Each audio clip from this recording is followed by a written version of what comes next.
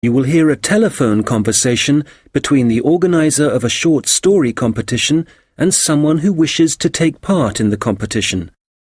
First, you have some time to look at questions 1 to 6.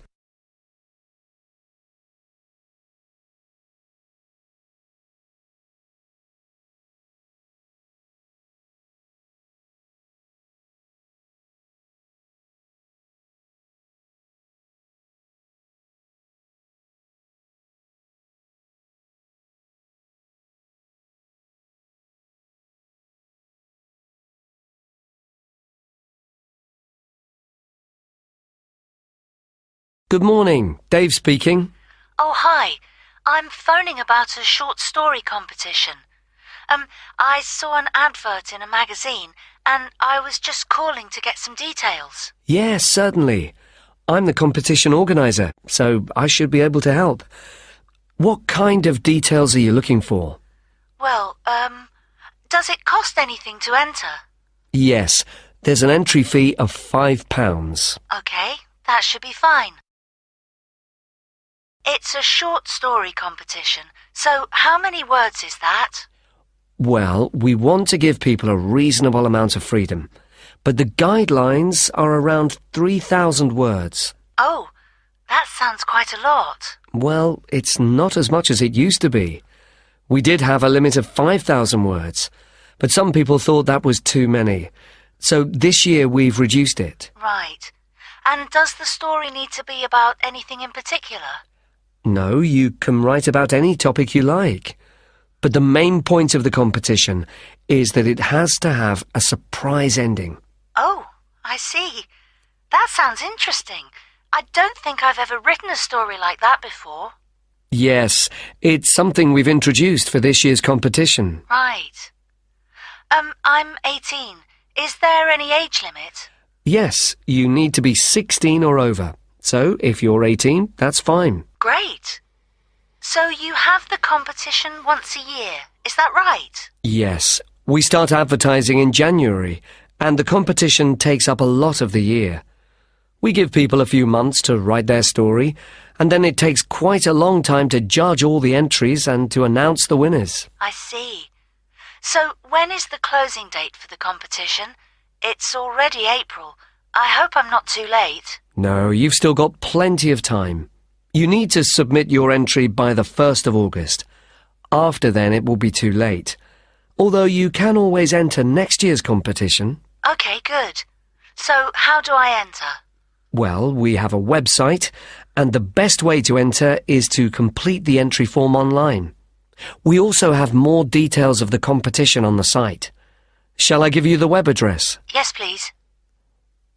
Okay, it's www.comp4ss.com, and that's the number 4, not the word 4. Okay, thanks. I've got that. So I can complete the entry form online, but how do I send the story? Do I print it out and send it to you? Well, you may want to print the story out so you can review it, but don't post it to us. When you've finished your story, you will need to email it to us. The email address is on the website I gave you. Okay, that's fine. Before you hear the rest of the conversation, you will have some time to look at the questions 7 to 10.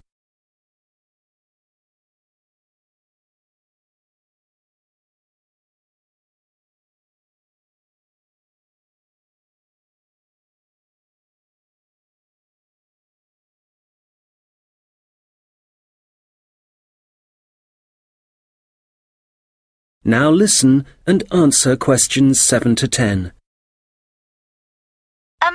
Can you tell me a bit about how the competition is judged and what the prizes are? Yes, of course. Well, once we have all the entries, I send them to all the judges. Our competition is quite popular, so we are lucky to be able to use famous authors who are very interested in the competition. That's fantastic! It's great to know that someone famous will be reading my story. Yes, that's right.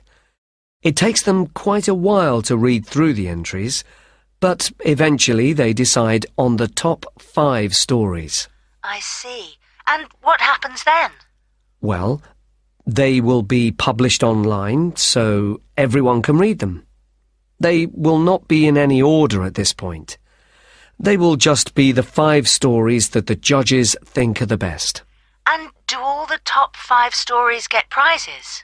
No, it's just the top story and the runner-up. So how is the top story decided? Well, once the top 5 stories are available, it will be the public who will vote for their favourite story. Right, I see. So I need to get all my friends to vote for me then? Yes, that's a good idea. And what is the prize? Well, the runner-up gets a prize of £300, but the winner gets a trip to Spain to attend a workshop for writers. Wow, that's brilliant! I'd better get writing straight away. Yes. Good luck. Thanks. That is the end of section 1. You now have half a minute to check your answers.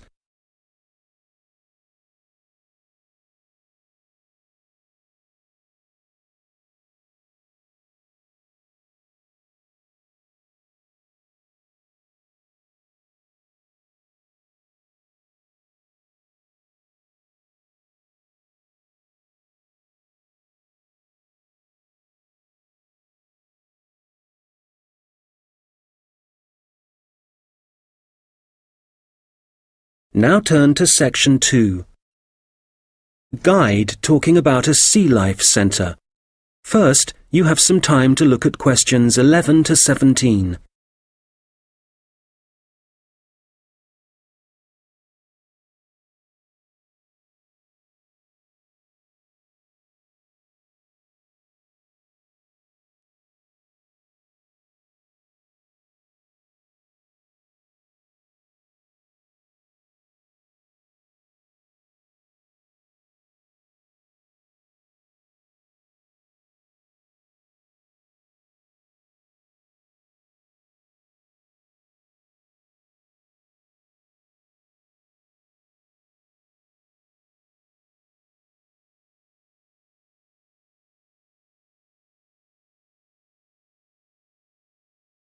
Okay, so hi everybody and welcome to the Sea Life Centre. Before you start on your tour, I'd just like to give you some information about things to look out for as you go. Well, first of all, I guess some of you may have been here before and may be surprised to see the name has changed. We're not called World of Water anymore. Since the beginning of this summer, we've been renamed, and we've also made a few other changes. However, the main attractions like the aquarium, the crocodiles, the penguins and so on are still here. But we have a new restaurant and picnic area, and the latest thing that we have, and it was only finished last week, is the splash ride. This is an exciting new area of the centre and is pretty scary, and of course you do get a bit wet, so make sure you're not wearing your best clothes. As I said, the main attractions are still here, and the most popular thing that everyone wants to see is feeding time, especially for the crocodiles and the seals. We used to have the main feeding time in the afternoon at around 3 p.m. But we found that some of the animals got a bit hungry waiting until then, and so we now have it at noon. They seem much happier with the new time, although it's a bit difficult to know what they're thinking. Now, I'd like to mention something new that we've introduced this year that we're very excited about. It's called a VIP ticket. The VIP ticket costs an extra £2 per person, and you will be amazed at what it allows you to do. With this, you'll be allowed to feed the sharks. Now, I know that for some people, This might be quite a frightening thing to do, but it is perfectly safe. For those of you who are a bit unsure, we do have a video you can watch to see what happens. It's a great experience, and your friends will be very impressed. Speaking of friends, I'd just like to remind you that the Sea Life Centre will be more than happy to organise a birthday party for you and your family and friends.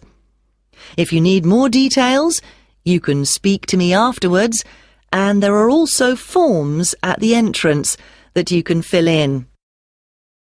I'd also like to bring your attention to the good work that the Sea Life Centre is doing in support of animal conservation. I'm sure you're all aware of the worrying situation with a large number of species facing extinction. Here at the Sea Life Centre, we're taking action by asking as many people as possible to sign a petition. Once we have over 5,000 signatures, we are planning to send it to the government in the hope that more people will begin to take it seriously. Right, well, there's obviously a lot going on at the centre and a lot of things to discover.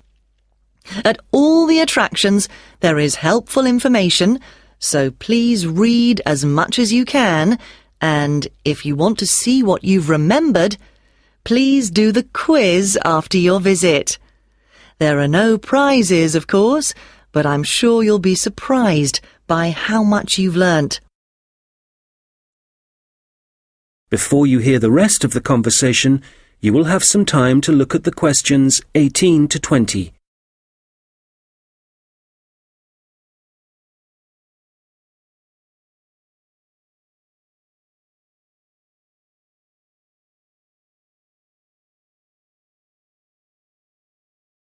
Now listen and answer questions 18 to 20. So, before I leave you all to start your tour, I've just got a few tips.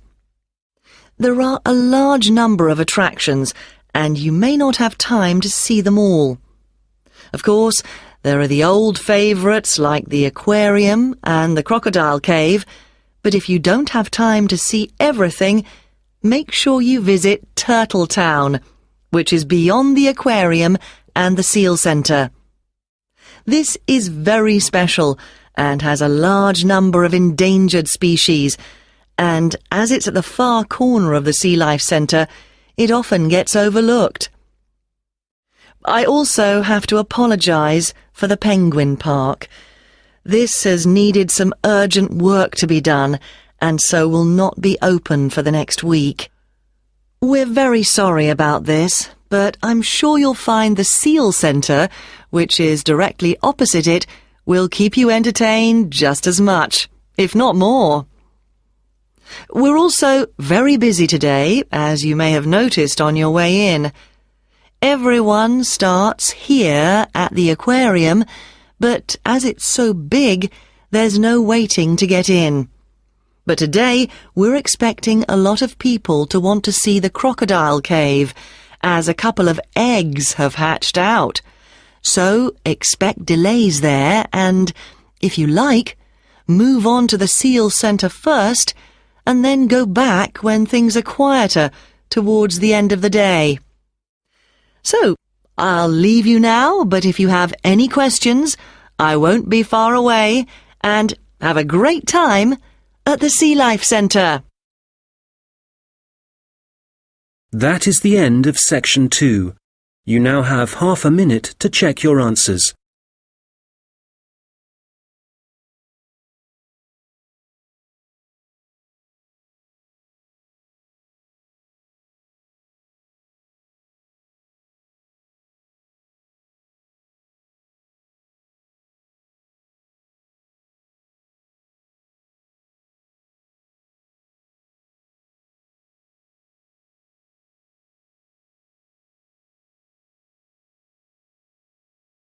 Now turn to section 3. We'll hear two students talking about their university studies. First, you have some time to look at questions 21 to 26.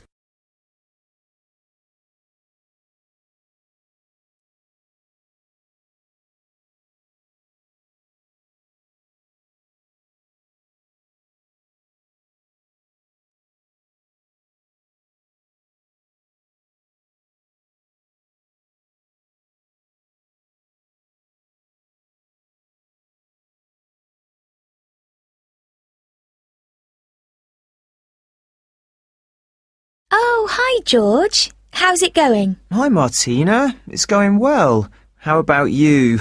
How's university life? Well, it's great. Apart from the studying, of course. Yeah, me too. What are you studying? I seem to remember that you were going to do art. That was your best subject, wasn't it? No, not really. I just liked the teacher. He was French and had an amazing accent. My favourite subject was history, but I couldn't see what career that would give me. Oh, right. So what did you choose? Well, I found it really difficult to decide. I was really good at science, but I must admit, I never really enjoyed studying it. So, in the end, I decided to opt for English, which was my second favourite subject, and I thought it would be more useful to me than studying anything else. So, that's what I'm doing. How are you finding university? Well, it's a bit of a challenge, I suppose. Are you finding it difficult? Well, some of it. I'm doing mechanical engineering, which is really interesting, but it covers quite a lot of areas, like materials science, machine design, physics, and of course mechanics. And they're all fine, but it's maths that I'm struggling with. It's a lot harder than it was at school. I can believe it. It all sounds very difficult to me. But then I never was very good at mechanical things. I suppose it must involve some practical work. Well, not at the moment. Currently, it's nearly all theory, so it's a bit heavy going. I guess you need to start with that so that you can get a grasp of the concepts and learn a few facts before you start putting it into practice. It must be a lot different to the course that I'm taking. Yes, but in a few weeks we'll be having a lot more practical experience. In fact, I've got a great assignment this term working on jet engines, which means I'll be going on a few field trips to a nearby airport. Oh, that's great. It sounds like you're going to be very busy. Yes, I'm not sure how I'm going to cope with the work. We have a lot of lectures, and that's fine. The lecturers are very knowledgeable, and I learn a lot from them. But we also have a lot of seminars, and I find with so many people expressing their views, it can get quite frustrating. It would be better if we didn't have so many of those. Yes, it's the same for me.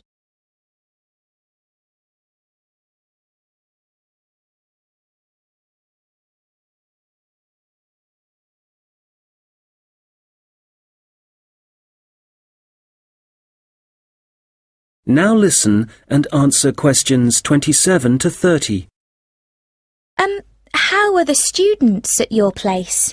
Well, I haven't really met anyone yet. They all seem a bit quiet. Perhaps they're working hard. They don't appear to be very studious here, but they are very friendly. I must say, I've been doing a lot of sitting around and chatting over the last week or so. Well, that's good. The only person I've spoken to, really, is my tutor. He's very approachable and seems to understand how difficult it can be starting university. It's good to have someone you can talk to, and he may help you meet other students. Actually, that doesn't bother me. I'm bound to get to know some people sooner or later. It's more a question of finding out what I need to do, where to go, and so on. I hope he can help me with that. Oh, I would have thought so. Well, we certainly have a lot of work ahead of us. It seems like a long time, doesn't it? Studying for 3 years. Yes, it does. But I'm sure it'll go quickly. You know, I'm really dreading the first assessment. Yes. For the course I'm doing, we have to hand our first one in at the end of next month. Really? So, have you got the topic yet? No, but we'll get it soon. I'm not sure how much we have to write yet. Not too much, I hope. I know what you mean. And it's hard to study, especially where I am now. Oh, where are you living? I'm living in a hall of residence. I thought that would be a good idea, as there'd be a lot of people around, but I'm finding it a bit noisy. I can see that I'm going to have problems when I really need to get down to some work. So, I guess you need to be somewhere on your own then? Yes. Well, I do like to have some people around me, so I'd prefer to live with a family somewhere, in a house not too far from the university. Well, good luck with that. Yes, thanks. And good luck to you as well. Oh, I have to dash now. I've another lecture in 10 minutes. Bye for now. Bye. That is the end of section 3. You now have half a minute to check your answers.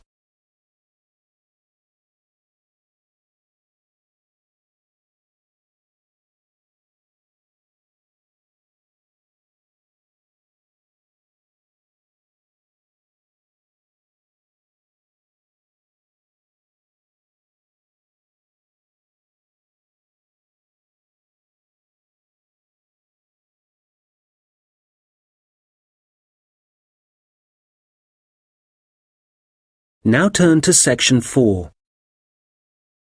You will hear someone talking about creating a presentation. First, you have some time to look at questions 31 to 40.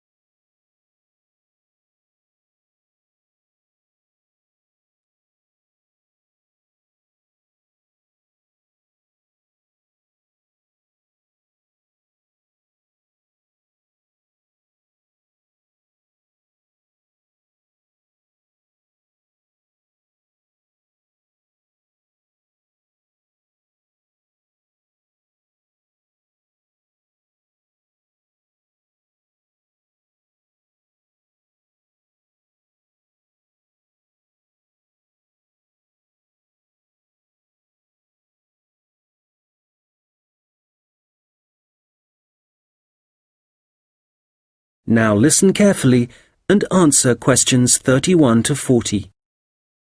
Hello, everyone. You've all been given an assignment for your sociology course, which will involve giving a presentation to the rest of the group. And so today, I'm going to be giving you a few tips on how to prepare your presentations. This should help you with your current assignment, but a lot of the principles I'll be putting across will be general principles which will, of course, help you with all your future presentations. So, first of all, the most important thing to consider is your audience, and in this instance, your audience are the other students in your group. There are 3 points to bear in mind. Firstly, you need to ask yourself what they need to know. Secondly, it's useful to consider whether they'll be supportive or not. And thirdly, will it be a small group, say 3 or 4, a moderate gathering of 20 or so people, as for your current assignment, or will there be hundreds of people?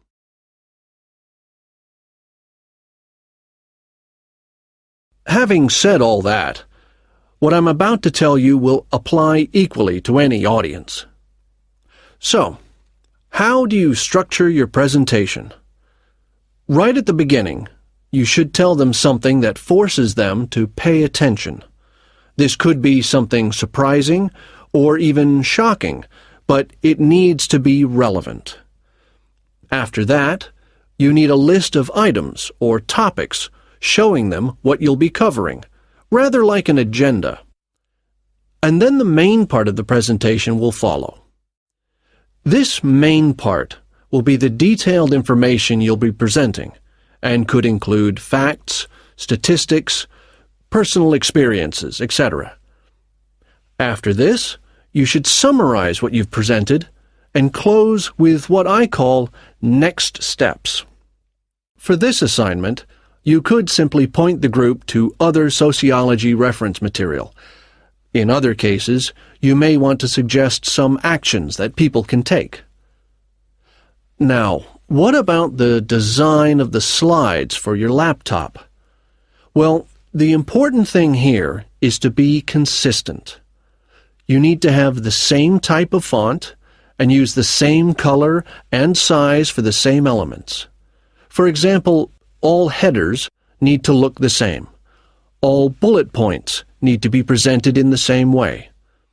And don't just stick to words. Bring the presentation to life by adding graphics. These could be in several forms, such as pictures, flowcharts, diagrams, histograms, and so on. And so let's move on now to presenting. You have your presentation prepared, and you're ready to start. Well, it's important to give a good impression from the start. So take 3 deep breaths, look at the audience, no matter how frightening they may be, and be enthusiastic and energetic. As you go through the presentation, remember to provide some variety in the way you speak. So, for example, you can talk fairly rapidly for information that may be familiar, but then slow down for more unfamiliar sections. And change your tone as you speak. Don't keep it at the same level all the way through. As I mentioned, look at your audience. A good tip is to pick people out and look at them for around 5 seconds. Not looking at the audience gives the impression that you're either not interested in them or terrified of them. Looking too long at one particular person may make them feel rather uncomfortable. There may be points in your presentation that you want your audience to really absorb, and in order to make important points stand out, you may consider adding silence right after these. It will give people time to reflect on what you've just said. Also, you may be presenting complicated ideas or technical details, but try to keep everything as simple as possible. Use simple words and as few as possible. And be clear. If you say something like, "This appears to be," it implies uncertainty. So using weak verbs such as appears, seems, could be, etc., needs to be avoided. I'll just finish off with a few thoughts on questions and interruptions from the audience. You may choose to invite questions from the audience as you go, or ask them to wait until the end. Either way, questions should be encouraged, as it provides you with some feedback on how interested the audience is and how well they're understanding you.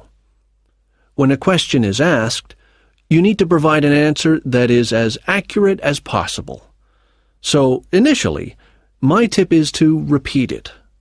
This will ensure you have heard it correctly and will give you a few seconds to gather your thoughts. Interruptions, on the other hand, can be unwelcome, and you may get them for a variety of reasons. It's likely, however, that there's something in your presentation that's unclear or confusing.